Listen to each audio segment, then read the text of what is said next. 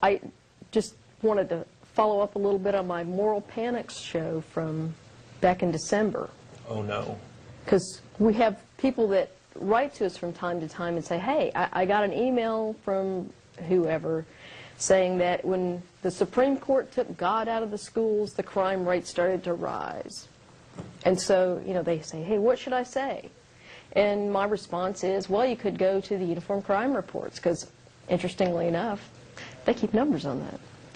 And if you do that, what you'll find is that the violent crime rate, and I'm looking at the rate per 100,000, well, let's see.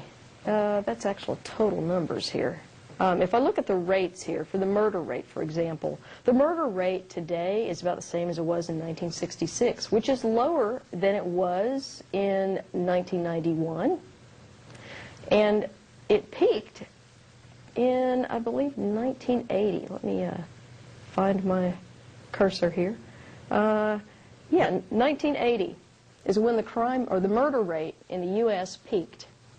So, what we can glean from this is that during this period of time since the Supreme Court allegedly took school prayer out of the school, what they really did was they reiterated that it actually is a violation of the First Amendment for the school to sponsor prayer. Students can pray if they want to, anytime.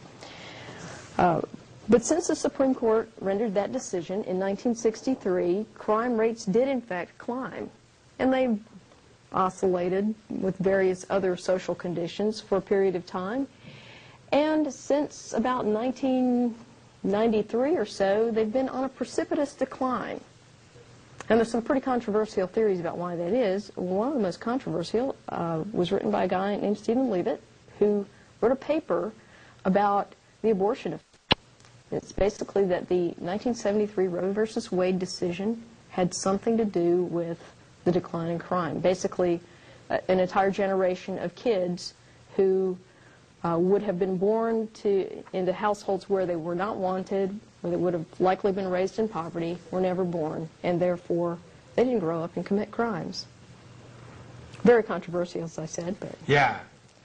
The big thing is that in these discussions, on these issues, there are so many factors that it is almost impossible to determine true causal links and weight them appropriately. Yeah. All of these things contribute to this. And it may be the case, and I'm willing to say it here, although I'm sure some creationist nut job is going to cut out this one single clip, so let me insert lots of maybes. It may be the case that the Supreme Court decision that removed mandatory school prayer from school might have affected the crime rate. I can't say that it did or didn't. Yeah. It might have happened. I don't see any causal link there, and I don't see how anybody can claim there is. To me, it's like saying that my breakfast this morning contributed to the car accident that I was in. And by the way, I wasn't in a car accident. Yeah. I'm fine. Okay, good. But, yeah, it's... Well, one thing that you can say is if you look at the crime statistics for the early 90s through the present day, and compare them to the number of religious people versus the number of atheists, what we can see is that non-religion is on the rise and crime is on decline. So, by the way, I saw some interesting statistics today with regard to online porn memberships. Oh, yeah? Yeah.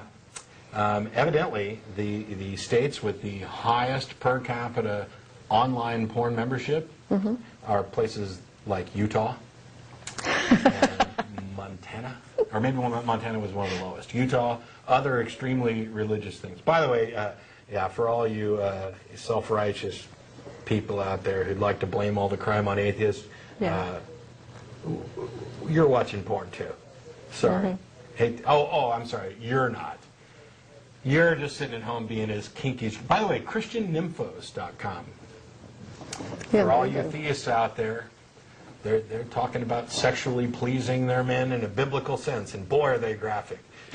There's some good stories on there, folks. Best thing ever to come out of Christianity, maybe.